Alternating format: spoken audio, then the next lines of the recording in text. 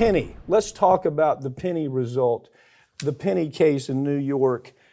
This case has fascinated me, frankly, because first of all, I looked at Bragg's decision to even bring the case. It was a terrible decision. It really was a terrible decision. They knew all about this person that had been, they had what, 7 witnesses that came out and said, yeah, he was threatening people to kill them. He was threatening commuters to kill them. Women he was threatening. And this guy said, well, that's out of control. And the guy apparently made some kind of move towards somebody. He grabbed him, put him in a chokehold, and held him there. Now, the reason he held him there was because in the chokehold, he's on his back, right? He's on his back, and this guy's on top of him. What happens if he lets him go? Well, he's on his back, you see. And so there's a lot of factors that went into that. But Bragg, even bringing this case, was absurd. And what you saw here was, it was just a jury pardon.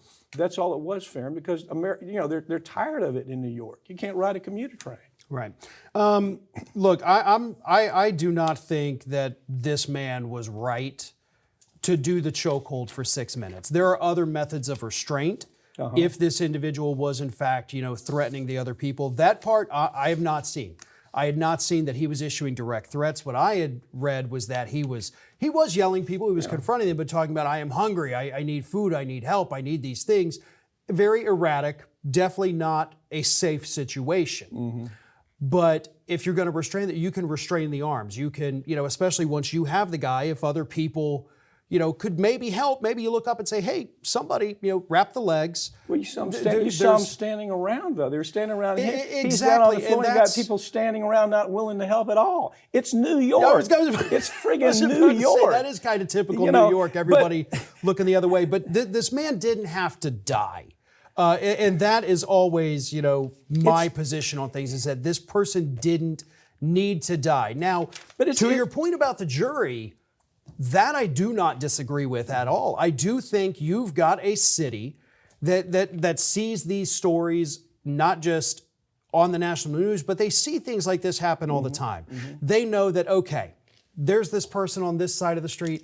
I'm going to cross over to the other side. Man, I'm sick of that. And it could, it doesn't necessarily mean that the person was... Last time I was up there, that's what I did, literally.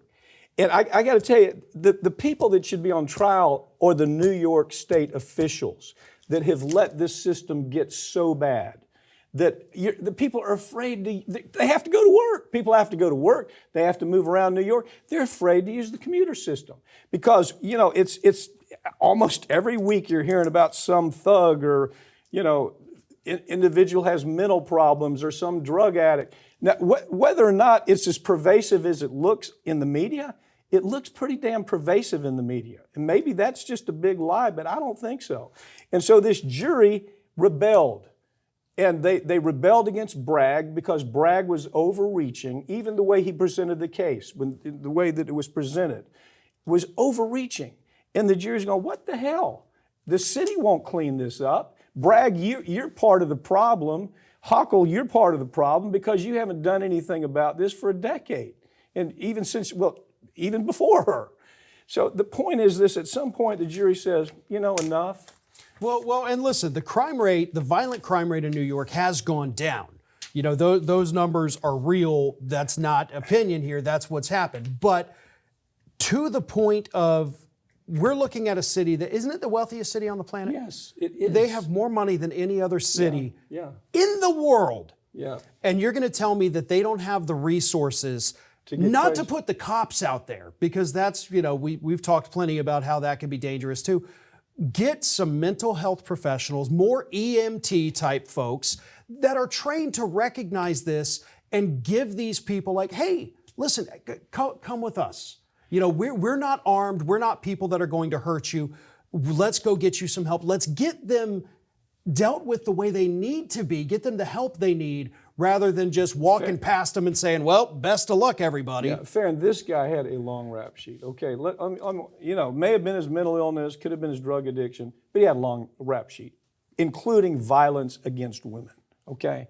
But Penny didn't know that when he did those things. No, but Bragg did. Bragg did. When Bragg brought the case, he knew that. And he knew this had it had a really explosive quality about it. And the jury said, hell no, Mr. Bragg, you're overreaching. Do your job and clean this city up because it's a frigging disaster. That's, I think, what the jury did here. I mean, may see it another way. Well, in my opinion on things like this is you're not going to clean it up with cops. They're not even trying to clean it up with cops either, but you clean it up with the trained EMTs and mental health professionals.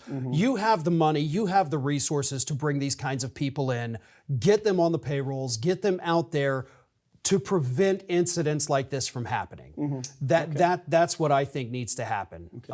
Not necessarily more cops that are ready to just, do whatever. Let's get the people who are actually genuinely trying to help out there on the streets to do that. What they're doing now is not working. Well, they're not doing much.